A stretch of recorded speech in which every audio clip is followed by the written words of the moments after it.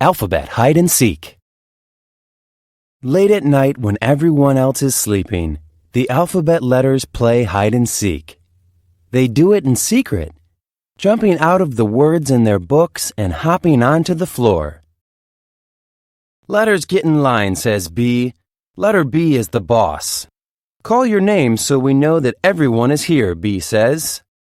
The letters call out their names as they get in line. A, B, C, D, E, F, G, H, I, J, K, L, M, N, O, P, Q, R, S, T, U, V, W, X, Y, Z. All here, B says. Who wants to seek? Letter S raises her hand. You always seek, G grumbles. But he joins all the other letters, running to find a spot to hide. Because she's a letter, S counts alphabet style. She covers her eyes and shouts, A, B, C, D, E, F, G, H, I, J, K, L, M, N, O, P, Q, R, S, T, U, V, W, X, Y, Z. Ready or not, here I come. Letter S loves to seek. She walks over to the window and opens the curtains to find A, B, C, and D down on the floor. Letters E, F, G, and I are on the fan. Found you, S says.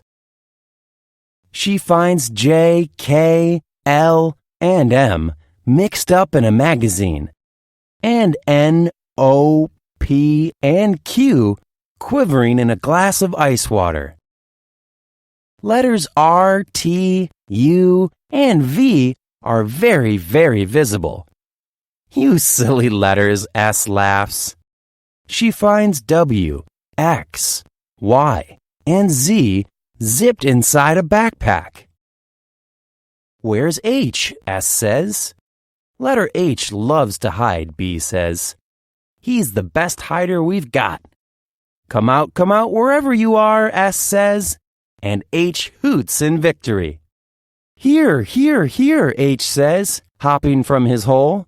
You win, S says, giving H a high five. A bird sings and B looks at the clock. Okay, alphabet, B claps. Back into words. It's almost morning. The letters climb back inside their books and go to sleep. A Counting Tale. My Grandpa Joe loved counting, or that's what I've been told. One day he left to see the world, his pockets filled with gold. First he flew to Greece and bought one soldier made of tin. It looked just like an arrow as it stood up tall and thin. To Switzerland, he shouted, I must get there right away. He bought 2 swans who glided as they swam his way to play. To Transylvania Grandpa went to buy 3 bats to fly and catch mosquitoes on his trip each time one ambled by. I need 4 perches and 4 birds, flamingos every one. Each of the 4 stood on one leg to look out at the sun. Then off he went to China and found 5 dragons there. He played his flute to make them dance and make the tourists stare. To Thailand now, my grandpa cried, I'll purchase 6 cocoons. I'll hang them up upon a hook and hope they open soon. He headed to Australia, and he got there late that night and bought me 7 boomerangs to throw with all my might. I'm hot, my grandpa shouted, so he flew up north for fun. He built 8 snowmen at the pole, which melted one by one. My grandpa felt a little sad. To Tokyo he flew. He sailed 9 kites into the air, and in the wind they blew. And finally he found me, and we feasted through the night. We set 10 forks upon the left, 10 plates upon the right. Telling time. One morning not too long ago, I overslept past 8. My frazzled mother woke me up by bellowing, You're late! I jumped up and threw on some clothes, 8:30 on the clock. I missed the bus, oh what a fuss, hopped on my bike, tick-tock. I got to school just as the bells began their daily chime. Got to my seat in just one beat. I made it right on time. Reading stories on the rug and pattern blocks till noon. 12 o'clock, it's time for lunch. Get out your forks and spoons. Addition and subtraction class, then gym till 3:30. The bell then rang and up we sprang. It's time to play. Yippee! My friend and I played baseball till 6 out on the street. That was fun. It's time to run. It's dinner time. Let's eat. I sat down and I cleaned my plate. It's now 7:30. Got in the shower. Took an hour. I was pretty dirty. With PJs on, I brushed my teeth. It's almost 9, you say? Well, like Mom said, it's time for bed. Tomorrow's a new day. Change will do you good. Anyone who has met Rolly could tell you that he has more than a little bit of a sweet tooth. Every time Rolly went to town, he passed by the most wonderful bakery. In the window, the baker displayed the biggest, most beautiful cookie Rolly had ever seen. Sometimes Rolly would just stop in his tracks and admire the cookie, hardly noticing the time pass. Next to the cookie was a sign that said how much it cost. $13.77. It was an expensive cookie, but Rolly had a plan. He knew that he could find a way to earn enough money to pay for it, and it would finally be his. Rolly rolled down the street to Floyd's house and knocked on the door. Floyd opened it, looking in a tizzy. "Not now, Rolly," Floyd said out of breath. "I have to iron all these tablecloths before the banquet tonight. I'd give $10 to have a break from all this ironing." $10, you say? That happens to be exactly how much I charge for my ironing service. Allow me, Rolly purred. Rolly rolled back and forth across the tablecloths so fast that he was just an orange blur. In no time at all, the tablecloths were flat and their wrinkles gone. "Thanks, Rolly," Floyd said, a little dizzy just from watching. He handed Rolly a $10 bill. Next door in Bertie's treehouse, Bertie was yawning next to a big pile of dishes. Oh, hello, Rolly," she sighed. "I've just finished brunch with all of my family, and I'm too tired to do all these dishes. Even if it cost me a whole $3, I'd pay someone to take care of them so I could rest." "I happen to know someone perfect for the job," Rolly declared. "Put your feet up and let me do the rest." Rolly spun and scrubbed in a flurry of soap suds, finishing the dishes before Bertie could even fluff her pillow. "You're a lifesaver, Rolly," Bertie said as she handed Rolly 3 $1 bills. "The cookie is $13.77, and I have $13 so far. I'm so close," Rolly said. Close by, Penelope and Cuz were huffing and puffing as they tried to push a sofa across the street. "It's no use," Penelope said. "You don't even have hands, Cuz." Then Penelope spotted Rolly.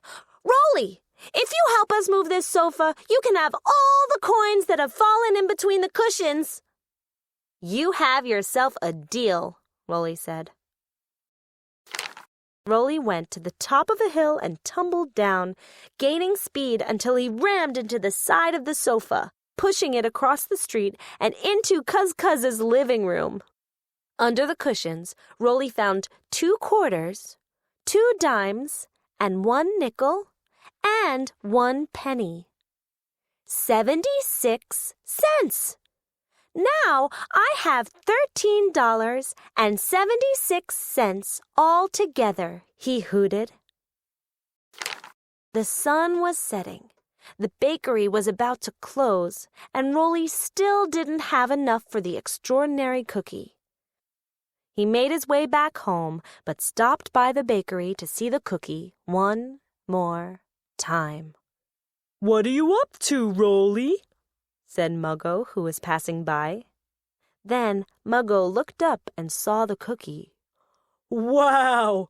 That's the most beautiful cookie I have ever seen." "And I'm just 1 penny short," Rolly said, downcast. "Just a penny? Well, here, take this one." Thank you, Muggo," Rolly cheered, and he dashed inside. He laid out all the money he had earned on the counter. "I would like that cookie in the window, please."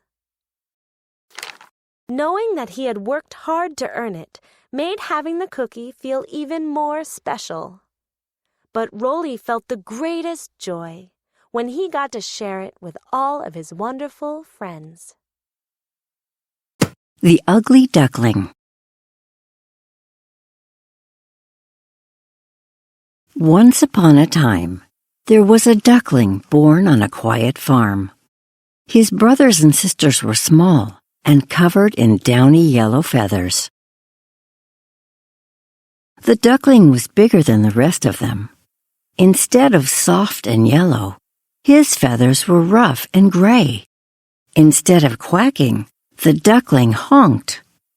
Instead of walking gracefully, he waddled.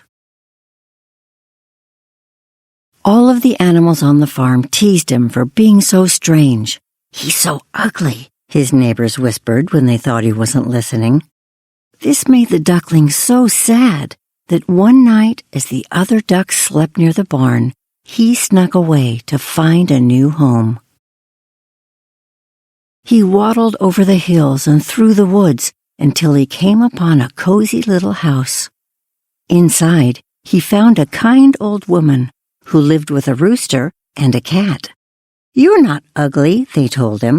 "You're just different, and you're wonderful just the way you are." Time passed, and the duckling grew and grew. He grew until he was bigger than the rooster and bigger than the cat. He was happy in his new home, but he still felt like he didn't belong. His new home was full of wonderful friends, but they weren't big or gray, or even ducklings. He wished he could be as red as Rooster. He wished he could be as soft as Cat. He wished he could quack. One morning, as he watched the sun sparkling on the pond, he saw a family of beautiful swans float by. Lucky birds, he thought. He looked into the water and saw his reflection for the first time. "Is that me?" he said, shaking his feathers in disbelief. He wasn't a funny-looking duckling anymore. He had grown into a beautiful swan. He jumped into the water, honking his loudest honk. "I'm not ugly at all," he said. "I'm just different. And I'm wonderful, just the way I am." Manny's bananas. Manny the monkey loved bananas. Every day he climbed a tree and put 10 bananas into his basket. One day, an elephant stopped him on his way home. "You have 10 bananas there. Can I have one?" she asked. "Sure," Manny said. "I've got 10. If I give you one, I'll still have 9. Manny walked along. 2 parrots chattered from a tree. "Bananas, bananas! He reached up on his tiptoes and gave one to each bird. Then he looked inside his basket. I had 9 bananas, and now I have 2 less. I still have 7 bananas. 7 bananas, 7 bananas, the parrots replied. A herd of zebras rumbled by. One turned around. Do you have a snack? He said. Manny squinted into his basket. I have 7 bananas. I'll give you 4, and I'll have 3 bananas left, he said. Manny's basket was getting very light.